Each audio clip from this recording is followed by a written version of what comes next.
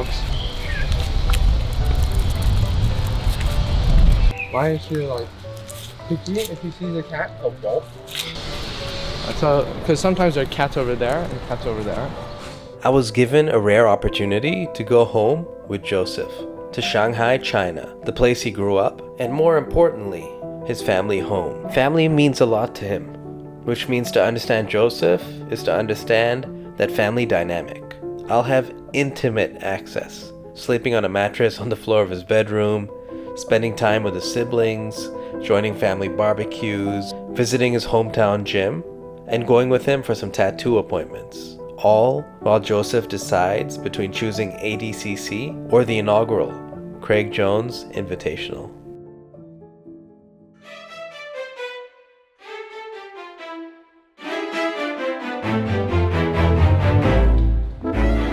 Can you tell me a bit about like what this gym used to be and what it is?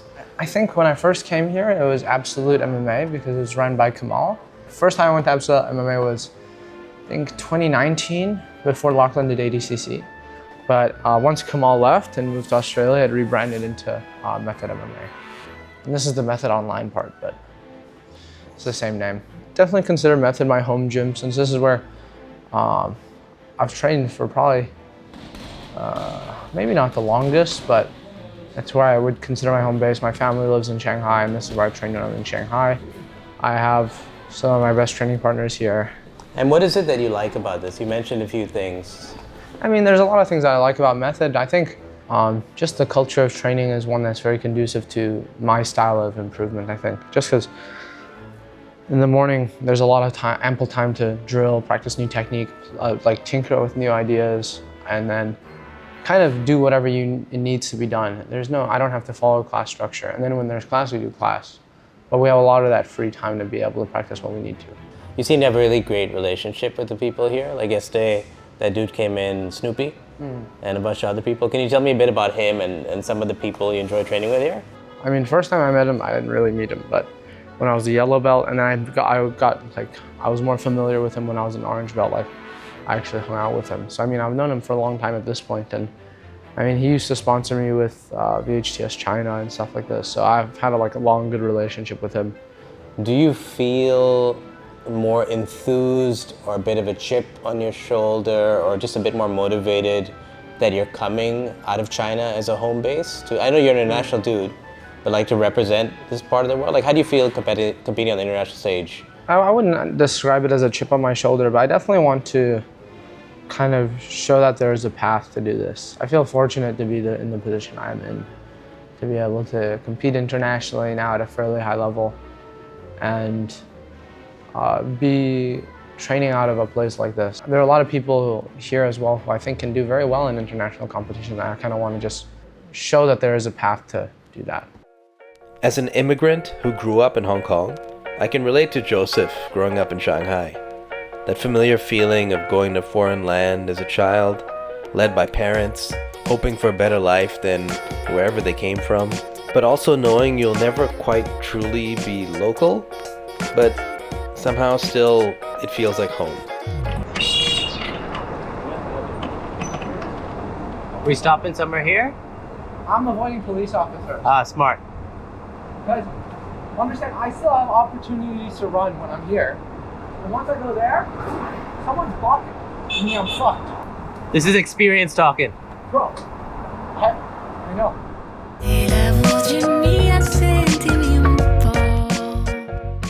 Is there somewhere you feel most at home then? Because I don't really have an answer to that, but maybe Hong Kong, but... I used to think Taiwan, Yeah. because I lived there for so long. But this is, I have calculated my 13th year in China. Was it a good place to raise kids? Shanghai? Yeah, China. All over China, yes. Absolutely, that's why we stayed. It was safe. I could work at a job where I still had a lot of holidays. I earned enough money to look after all of us. As a single parent, yeah, of course, I'd live in China any day. What age was Jozef when you guys moved here? You said 13 years ago. 6, so pretty early on. Then I was applying for jobs and we had jobs in the UAE and everything, and then there was a job in Beijing, and I said to the kids, well, what do you think? And they were like, Mom, we're Chinese. We've got to learn Chinese. And I was like, all right, let's go to Beijing. It's interesting, like, have you always had that relationship where you just ask them for their opinion on things, even at a young age? Yeah. I mean, I couldn't always accommodate them, couldn't always do what they wanted. I have a very good story of me dragging Joe out of Costco attached to my ankle because he wanted something that I didn't give him. So he attacked feet early. Long before jiu-jitsu, he was doing that, he was hanging on. Oh, yeah. He wanted what he wanted. And as a parent and a teacher, like, how do you view competitiveness? Is it like an asset? Is it a liability? Can it be both? Like how? If you are a good competitor, you have to be good at losing. Yeah. And those are conversations I've had with Joe a lot. Like, if you lose, you have to be okay.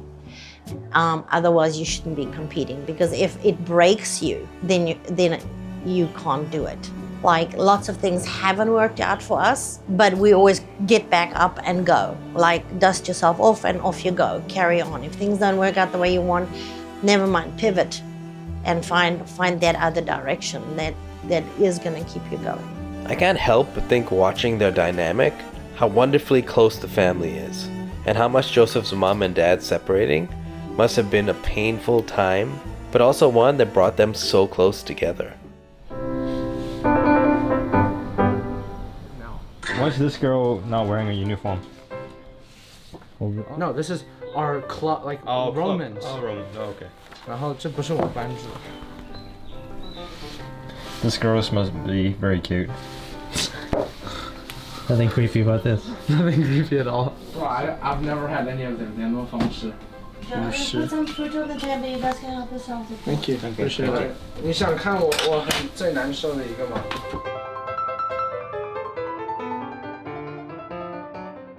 Wait, so how many countries have you got tattoos in, if you had to count it up now? Oh, countries. Yeah. Well, let's say cities. Cities, let's go cities, let's go cities.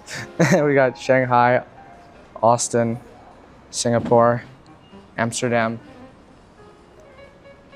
That's Shanghai. You got Tokyo. Taipei, Tokyo, Adelaide. I think that's it, right? Yeah, so 7. And then why don't you talk me through some of them? So this is actually matching with my mother and my sister, and I ruined the tattoo a fair bit. I didn't really look after it at all. But you can see it's something my mom drew. It's like a sun. I got this one by my friend Nico in Austin, Texas. So this was like probably my first painful one, or my first really painful one. And then afterwards, we got the elephant on the calf.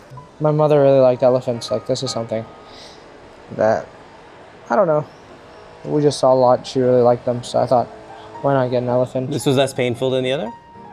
Oh, this one was also fucking painful, to be honest. So this one was done by this guy named Chef Tony in Adelaide, Australia. This was actually much less painful than all of the others. This one, and it was done in only 6 hours, but I mean, I ruined a bit of the healing, but it still looks super nice. This is like an Evo 4, like Initial D inspired. I found this like kind of guy who did a lot of anime tattoos in Singapore. And I wasn't sure what I wanted to get. It was like, we're bouncing through a few topics, and then I just settled on a car because I knew I wouldn't really regret getting a car tattooed. Yeah. It was like a car that I really like. And afterwards, I believe I got this like Ultraman Hane mask. So this one we got right after Quintet in Tokyo. I got this the day after because I thought it'd be nice to commemorate that time in Japan. So this one I got in Amsterdam by this Polish guy, I believe. And the city I started training jiu-jitsu in, it's like Nanjing, China. But there's also like, can also be like Lanjing is like a whale, like a blue whale. And so this is like a dancing lion. I got this one in Shanghai. I just got touched up yesterday, so you can see the black is new and some of the red. The guy works fairly slow, so it's definitely gonna take quite a few sessions. This is 3 sessions in. And if you had to pick one favorite?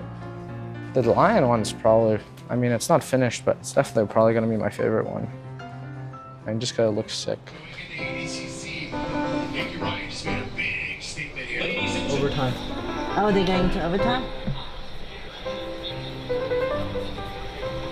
What did you eat the other day? Oh, there's a little bug. Yeah. Flying around. I asked Andy, what's it like being Joseph's brother? What's it like being Joseph's sister? It's overrated. It's like if it was raining outside and you needed an umbrella, but you only had a holder. That's what it's like being Joseph's sister. Joseph made you eat leaves when you're younger. Yeah. You chose to eat them. Because he told me to. I think it's because he has There was, like, some kind of trauma. A green leaf, a yellow leaf, and a red leaf. And he's like, taste it, see which one's better. Because I'm young, I was like, yeah, okay. Oh damn, the little Japanese guy lost. Oh man. That's little Japanese. That's so sad. I don't know. He's a nice guy. He took us out to okonomiyaki when we were in Japan, Yeah? and he just lost. Oh, that's sad. Yeah. You know what's even more sad? What? Japanese? Joseph's sibling. Being Josephson? Did you agree that it is sad? No, I'm very happy. Like, make sure it's. No, I'm very.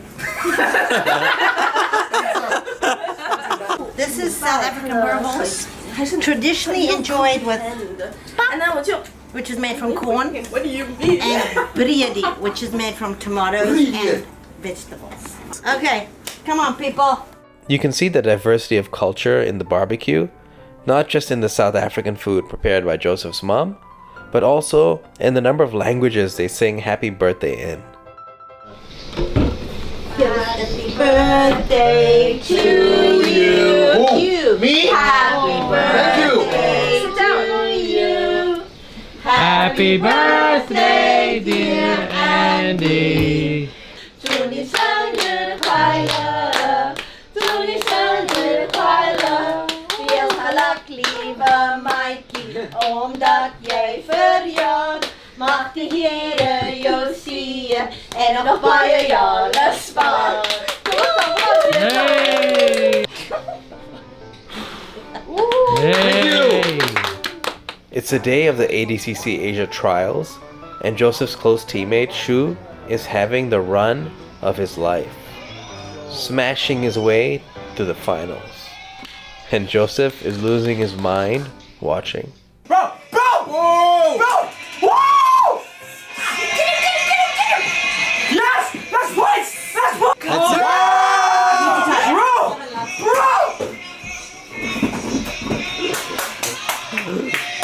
Yeah! 我主要担心了，因为 ADCC 他们不管。差点差。对。 Are they in overtime? No, the overtime's finished. Now the. No, it could be a second overtime. 小徐啊 What's up? How's it going? Right there. 谢谢。我好开心能看到你打，让别人能看得出来你打的真的状态。中国第一 ，China number one. China number one. 拜拜拜拜。 Bro! Who's this guy, do you know? You know, just after he kicked me in the nuts so hard. Oh, what? Oh, 徐徐赢了 So first Chinese to ever win trials. And do you remember when Joseph first discovered jiu-jitsu? I do. He had this friend, a school friend, that was older than him and was teaching him Muay Thai. But then Joe came to me and said, Mom, I want to, we know jiu-jitsu. We want to do jiu-jitsu. And I'm like, what? Grappling. And I'm like, what? What's grappling? Like, I had to learn a whole new vocabulary. And so we bought the lessons of someone that was leaving Nanjing.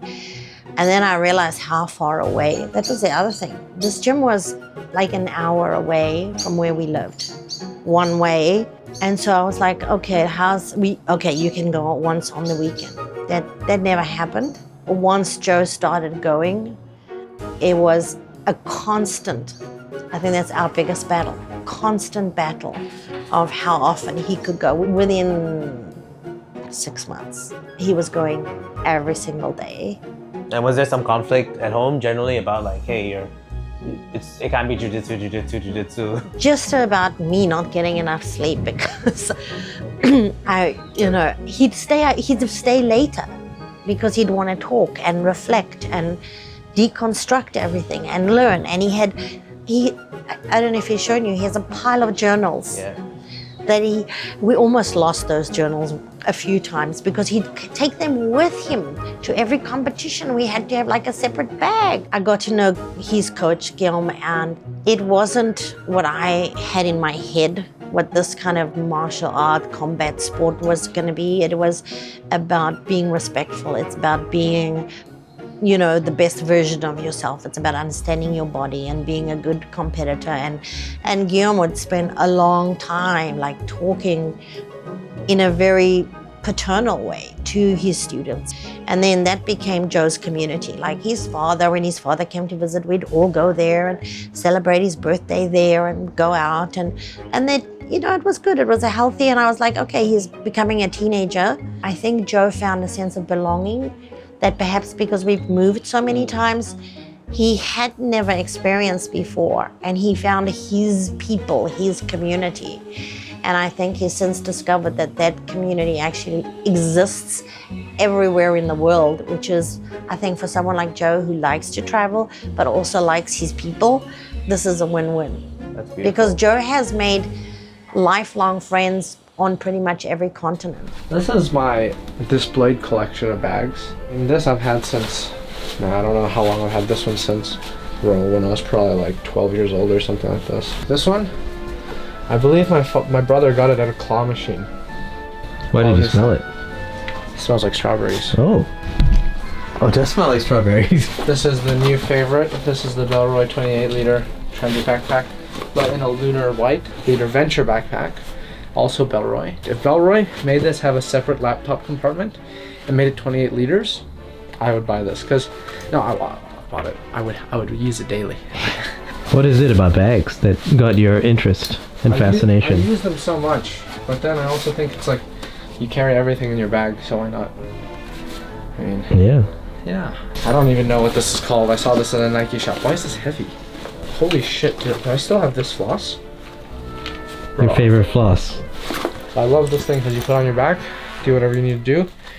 Quick access slot for a bike key.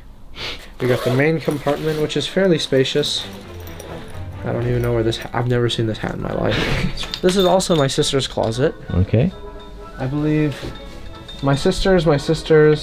These are some of my belts. Yes, this is my tie-dye gi that I did by myself.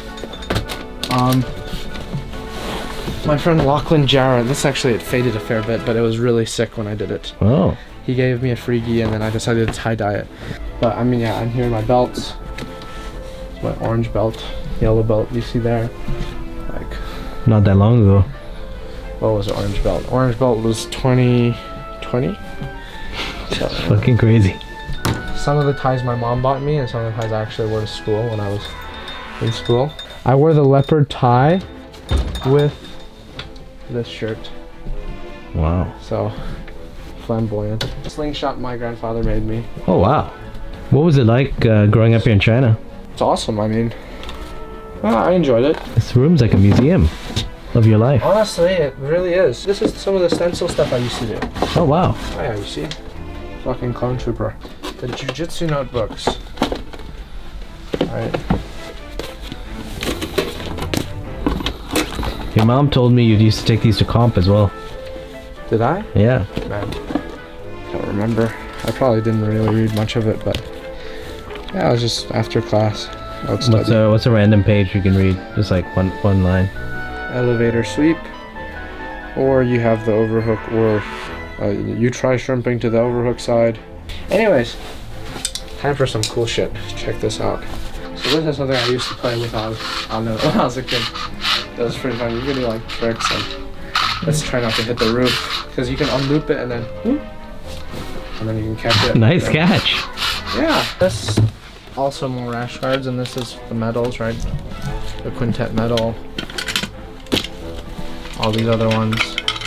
Actually, look, the 80cc open medal.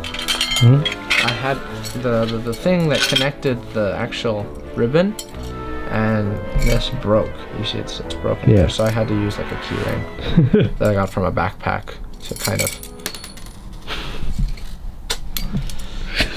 Well. Which one's that one? This one's the one I lost to Kenta. Yeah, I mean, I don't like keeping them. Maybe take a picture of them or something, but I usually don't keep them. It's like these are all the ones I've had. So all the ones I've gotten before, they're all at gyms and stuff. Yep. Like many children raised by single moms, Joseph ended up becoming very protective of his family and matured young. He was also fortunate enough to have financial support through a lot of his jiu-jitsu career. I think like it was a perfect storm for Joe to start as young as he did. And it wasn't only because of COVID and that he had a legitimate excuse in the beginning not to be in school and to spend so much time training, but it was also he was in a situation where he met a lot of people that really believed in him and gave him some kind of financial support or some kind of sponsorship, whether it was gis and rash guards or money or flights and things like that. I think you've always been able to make it happen when you needed it. At the end, we ended up having more rash guards and gis that we knew what to do with. And then who were some of the sponsors that helped? Just to give them a shout out.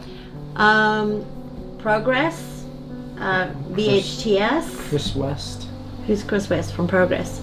And Fong He, a fellow competitor of Joe's and a parent of mine. It just ended up that his child was in my class and he was training with Joe, and we became friends. When Joe went to Singapore, they literally arrived at our apartment with a little brown paper bag full of lots of Singapore money. And then we met Alex at Allianz, and he started off just supporting small, and as Joe's vision grew, Alex supported him every step of the way. And we had this person that said he was going to look after Joe and told me Joe had such talent, he thinks, yeah, it's worth it. So we went with the why not. And then things didn't work out the way he planned. And I thought, oh, yay, he's coming back early. Joe, in a matter of a week, had found other people, and he'd found another jiu-jitsu gym and found a community that he felt comfortable with and supported him and challenged him. And so he was like, bye-bye. And he just said to me he's going to stay anyway. It was when he came back from Singapore the second time, he told me, he said, well, Mom, I've gone as far as I can in Singapore. Next, I need to go to, and then the B team was somewhere else first, Puerto Rico. Yeah. And he said, okay, then I'm going to go to Puerto Rico. He's 16. And so when it was Austin, oh no, they've moved to Austin. I was like, oh, okay. Now we can talk. Joe explained to me the splitting of the team and why it's called the B team, and that's the best place if he's. And Joe was like, straight after that, he told me he's going to trials. He's doing this to get to this, to get to this. And the goal was to go and compete in the trials and win. Then he went, and I think he was so happy when he got to know Craig Jones and he got, acknowledgement. And he went to Berlin, and I think that's the first time he met Dima. Because he trained in Berlin. I just know Dima, that's my friend with the fanny pack. He did the European trials, which didn't go his way, he got injured. I didn't know he got injured. Yeah, he so didn't I wanted tell to hear me. your perspective on that. We were so impressed with how far he got, and I was very interested to see how he was going to take that loss. How did he take it? He really is like a very principled person, and he was like, he was better than me. Okay, on we go. And he doesn't dwell on that. He makes this potentially quite negative experience so positive, and that's not the first time. Like it's more often that he's friends with the person that he's competed with, win or lose. Like, social media, yes, you were pretty good.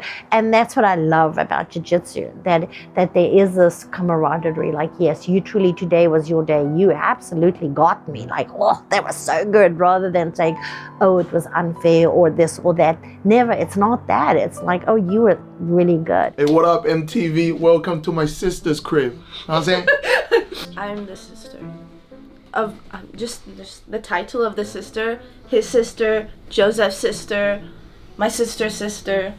Yeah. I'm brother. What's up, brother? Hey, what's up? All right. I'm Andy, Joe's brother, from another mother. Actually, though.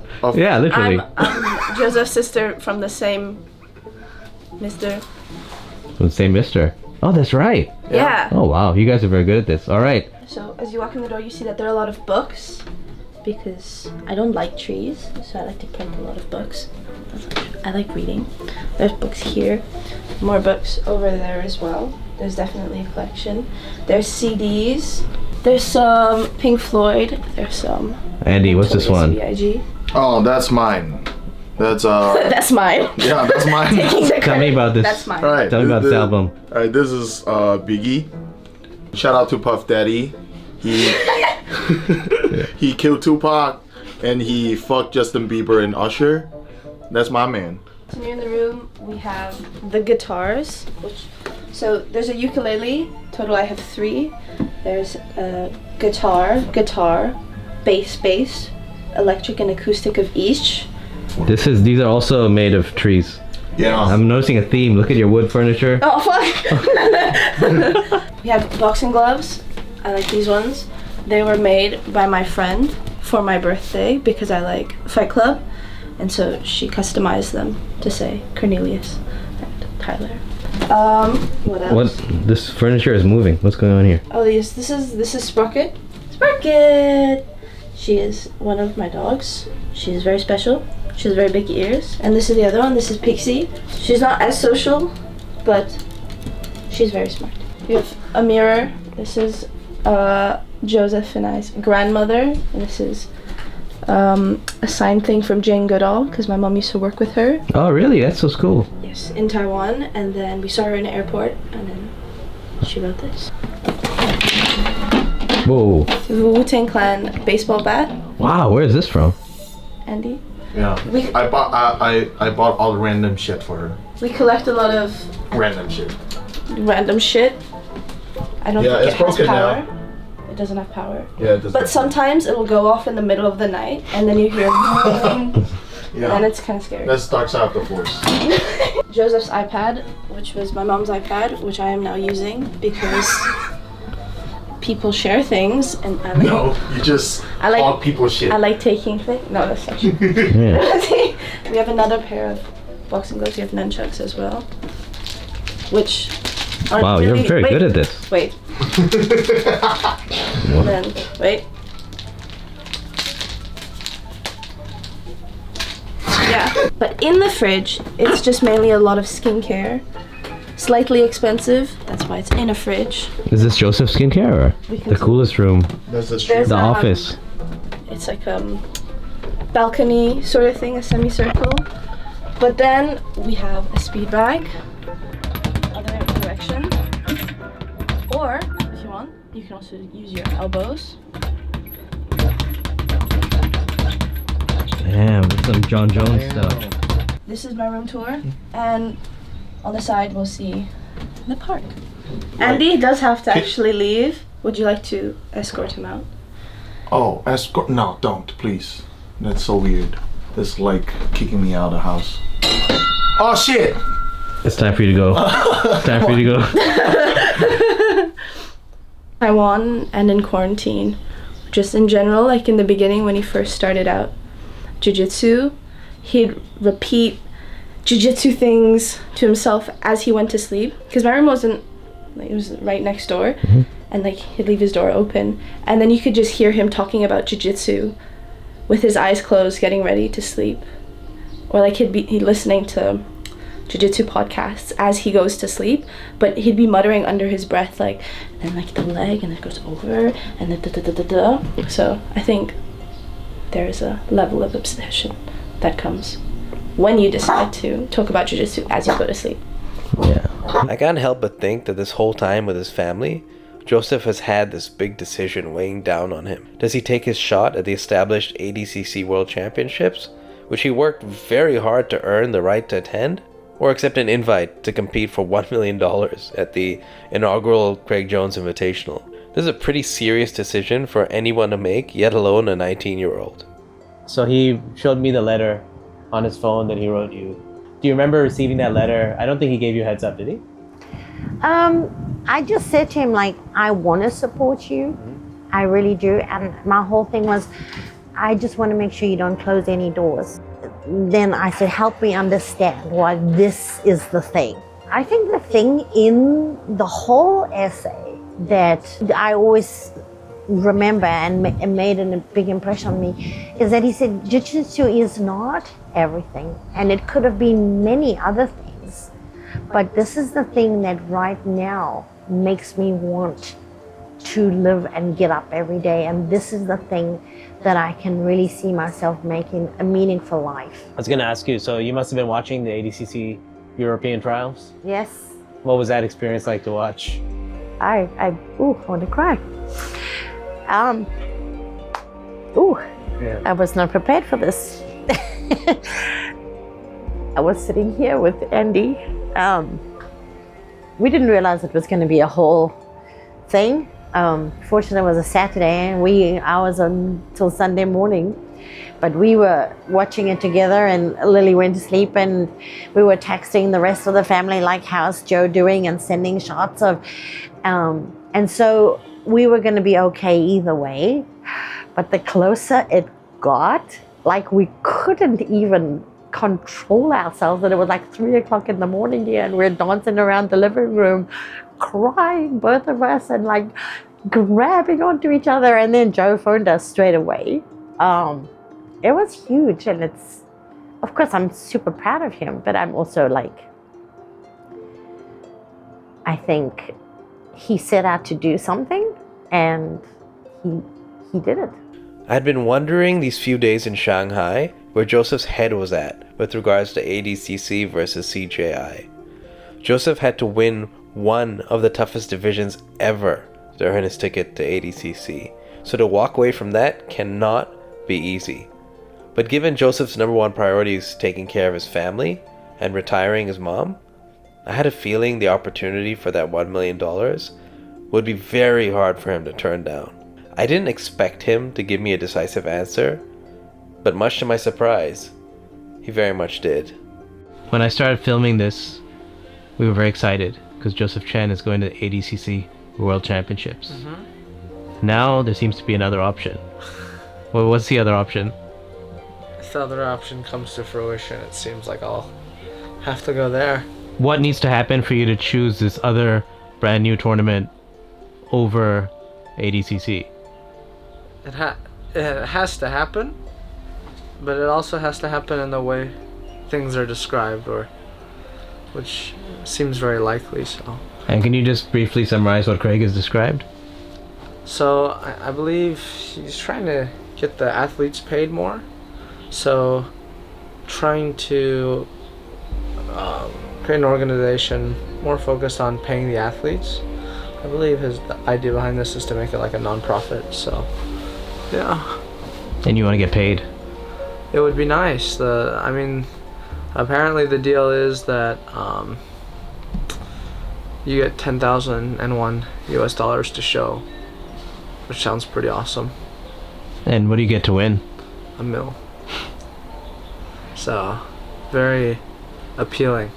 So, what's Jozef gonna choose? The established ADCC or the new competition? Unfortunately, it seems like I'll have to forego the luxury of being called an ADCC vet. Damn.